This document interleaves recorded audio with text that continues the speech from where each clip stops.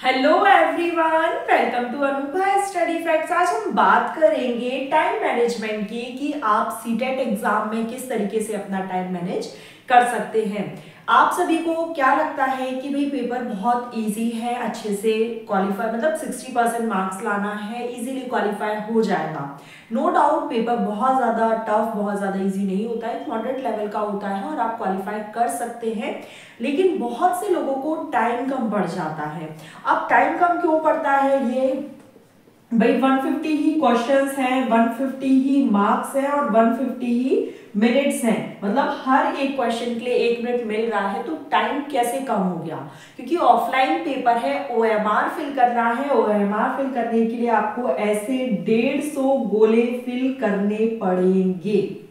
ठीक है, जब फिल करते हैं ना तो बहुत ज्यादा पैनिक होने लगता है कि अभी हमारे इतने ओएमआर रह गए हैं, हाउ टू फिल, कैसे फिल करेंगे, इतना कम टाइम रह गया। तो वो जो घबराहट होती है ना लास्ट टाइम में, उसमें बहुत बार ऐसा होता है कि जैसे ये 1 2 3 4 ये क्वेश्चन है और सपोज इसमें हमें ए ऑप्शन फिल करना है, ठीक है, और इसमें हमें बी फिल करना है, मतलब फर्स्ट क्वेश्चन का ए ऑप्शन सही है और सेकंड का बी सही है। ठीक, फॉर एग्जाम्पल मैं आपको यहाँ बता रही हूँ। तो हमने क्या करा, फर्स्ट वाले को पूरा एकदम स्किप हो गया बिकॉज ऑफ इतनी हड़बड़ी है, इतना ज्यादा पैनिक है, और हमने सेकंड का जो बी था लेकिन फर्स्ट का ए मानकर पहला गोला ये फिल कर दिया। ठीक है, अब सेकंड का क्या है, बी, लेकिन थर्ड का सही क्या था, सी, तो हमने यहाँ पर बी फिल कर दिया।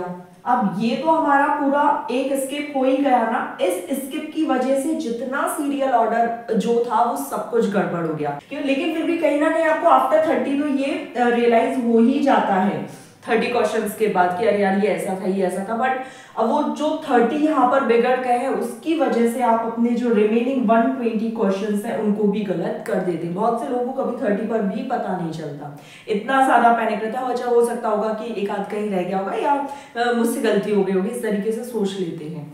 तो सबसे पहले अगर इस तरीके से ओएमआर फिल करना है तो अभी से प्रैक्टिस कीजिए। मार्केट में 20-25 रुपीज की आपको लगभग 10 से 12 ओएमआर शीट्स मिल जाए। कई सारी वीडियोस में मैंने आपको ये चीज बोली भी है कि आप ओएमआर की प्रैक्टिस अभी से कीजिए, मतलब एग्जाम के 15 से 20 दिन पहले से ओएमआर फिल करना स्टार्ट कीजिए। जब आप ओएमआर फिल करते हैं, मॉक टेस्ट लगाते हैं, मॉक टेस्ट में कहीं अलग से कोई संस्थान से ना जुड़कर आप जो सीटेट के प्रीवियस ईयर क्वेश्चन है उसकी वेबसाइट से डाउनलोड कीजिए, प्रिंट आउट निकलवाइए और आप उसका एज अ मॉक टेस्ट दीजिए। तो जब आप इस तरीके से ओएमआर फिल करेंगे तो अभी से, हो सकता है आपको बहुत ज्यादा टाइम लग जाए, तो अभी से जो प्रैक्टिस होगी वहां पर आप बहुत अच्छा कर पाएंगे। पेन, मैंने आपको हर बार बोलती हूँ, पेन आप पतली निब वाली बिल्कुल यूज मत करना। मोटी जो निब होती है, लिक्विड फ्लो बहुत सही पेन रहती है, तो वो आप यूज कर सकते हैं। किसी भी मोटी निब का आप यूज कर सकते हैं। अब टाइम मैनेजमेंट कैसे करना है? टाइम मैनेजमेंट के लिए जैसे आप सबको पता है कि 5 सब्जेक्ट हैं। अगर हम पेपर 1 की बात करें तो 5 सब्जेक्ट है। उन 5 सब्जेक्ट के लिए मतलब आपको 30 मिनट्स ईच मिल रहे हैं। कितने? 30 मिनट्स ईच। अब आप कैसे करेंगे?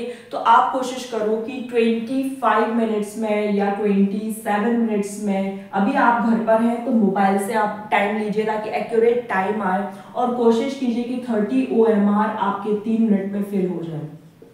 हो सकता है आपको शुरुआती दिनों में 5-7 मिनट भी लगे, हाथ जमाने में भी टाइम लगता है, इट्स ओके। लेकिन मोबाइल से जब आप ये वाला टाइम रिकॉर्ड करेंगे कि अच्छा ये इतने मिनट में हो रहा है, इतना पोर्शन मुझे इतना करना है, तो वो चलता रहेगा। एक चीज आपको ये बहुत अच्छे से याद रखनी है कि जैसे आपने एक पोर्शन करा, एक सब्जेक्ट करा, फिर ओएमआर फिल करो, फिर सेकेंड पोर्शन करा, फिर नेक्स्ट ओएमआर फिल करो। ऐसा नहीं कि आपने पूरा पेपर लगा लिया, 150 के 150 क्वेश्चन देख लिए कि हाँ ये आते हैं, या पेपर में छोटा सा टिक लगा लिया और उसके बाद आप ओएमआर फिल कर रहे हैं। ऐसा मत कीजिएगा, ये वाली गलती उन्हीं लोगों के साथ होती है। आप में से कितने लोग इस चीज पर एग्री करते हैं, प्लीज कमेंट करना। तो एक सब्जेक्ट भरा, फिर ओएमआर करी, फिर सेकंड सब्जेक्ट करा, फिर ओएमआर करी, ताकि वो जो चीज है, अभी आप घर पर हो, अभी से ही प्रैक्टिस करो। जैसे ये वीडियो देखो उसके बाद से प्रैक्टिस करना, ताकि ये जो 25-27 मिनट या 20 मिनट या 25 मिनट, कितना मिनट लग रहा है एक क्वेश्चन को कंप्लीट करने में, ओएमआर को फिल करने में, वो सब आप एनालिसिस करेंगे। क्योंकि क्या होता है, हम तैयारी बहुत सारी करके रख लेते हैं, बहुत कुछ पढ़ लेते हैं, लेकिन हम प्रैक्टिस नहीं करते, तो हमें हमारा प्लस पॉइंट, माइनस पॉइंट, हमारी स्ट्रेंथ, हमारी वीकनेस पता नहीं चलती। ठीक है, तो ये सब आप अच्छे से पता करिए और उसके बाद फिर ये कोशिश करो कि अपने सब्जेक्ट का सीक्वेंस और पता करो।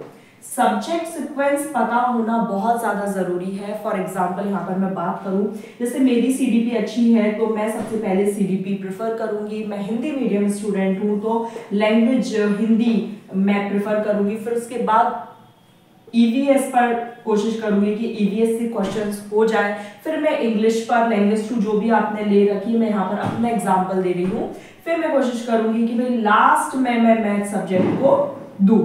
ठीक है, तो ये सब्जेक्ट सीक्वेंस आप अभी से प्रेफर कीजिए, अभी से कोशिश करो। जब आप इसी सीक्वेंस में लगाओगे, बार बार आप इसी रूप में प्रैक्टिस करोगे कि पहला सीडीपी, फिर हिंदी, फिर ऐसा जो भी आपको करना। बहुत से लोगों का मैथ्स अच्छा होता है, पहले मैथ्स करते हैं, जो भी आपको करना, बट ये सीक्वेंस आप जब भी मॉक दें, जब भी प्रीवियस ईयर क्वेश्चन लगा, और एक दिन का एक प्रीवियस ईयर तो आज से शुरू कर ही दें, तो उससे क्या होगा कि आपके माइंड की साइक्लिंग, कंडीशनिंग उस तरीके से हो जाएगी कि अच्छा पहले ये वाला पोर्शन करना है, फिर ये वाला पोर्शन करना है, अब मुझे ये करना है, मुझे इतना टाइम लगता है। फॉर एग्जाम्पल मैं हर बार बोलती हूँ, मैंने बहुत ज्यादा प्रैक्टिस करी थी तो मैं सीडीपी 7 मिनट्स में मेरे 30 क्वेश्चन हो जाते थे और लगभग 2 से 3 मिनट मुझे ओएमआर में लगता था। जो 10 मिनट में मैं यहाँ सीडीपी पोर्शन का लेती थी तो 20 मिनट मुझे पता था कि इंग्लिश पैसेज और मैथ्स में टाइम टेकिंग सब्जेक्ट है मेरे लिए, तो मैं यहाँ पर एक्स्ट्रा 10 मिनट्स दे सकती हूँ। तो इस तरीके से आप अपनी स्ट्रेंथ, अपनी जो कमजोरियां है, अपनी जो वीकनेस है वो देखो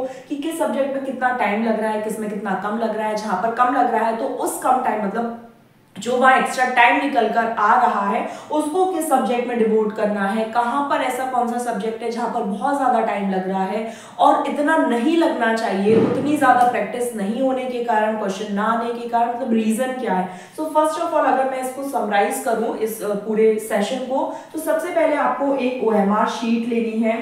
ओएमआर शीट 20 से 25 रुपए में आ जाएगी, जिसमें 10 से 12 शीट्स आएंगी। तो रोज का एक मॉक दीजिए, शीट लगाइए, फिर आप अपना टाइम देखिए कि आपको कितना टाइम लग रहा है। मोबाइल से देखिए सो दैट आपको एक एक मिनट बहुत इंपॉर्टेंट होता है। एक एक मिनट आपको पता चलेगा कि अच्छा कितना टाइम लग रहा है। फिर उसके बाद एक सब्जेक्ट करने के बाद उसी के साथ उसी सब्जेक्ट की ओएमआर फिल कर लीजिए। फिर उसके बाद अपना सब्जेक्ट सीक्वेंस देखिए कि अच्छा ये वाला सब्जेक्ट सीक्वेंस है जो मुझे फॉलो करना है, तो वो सब्जेक्ट सीक्वेंस देखिए और जितने ज्यादा प्रीवियस ईयर क्वेश्चन को एज अ मॉक दे सकते हैं आप वो कीजिए। उससे क्या है, आपकी प्रैक्टिस बहुत अच्छी हो जाएगी। जब आप प्रैक्टिस बहुत अच्छी कर लेते हैं तो कॉन्फिडेंस आने लगता है और ये कॉन्फिडेंस उस एग्जामिनेशन हॉल में बहुत ज्यादा इंपॉर्टेंट होता है। तो यहाँ पर मैंने पूरा समअप करने की कोशिश की है कि आप किस तरीके से मैनेज कर सकते हैं। ये सारी चीजें अभी से ध्यान रखो। 30 मिनट्स इस सब्जेक्ट के लिए मिल रहे हैं, जिस सब्जेक्ट में कम टाइम लगता है तो उसको पहले कर लो ताकि उसका जो एक्स्ट्रा टाइम है वो आप दूसरे सब्जेक्ट में डिवोट कर सको। आई होप आपको इन्फॉर्मेशन पसंद आई हो तो do like, share, subscribe. Next session में मिलेंगे। Thanks for watching this video.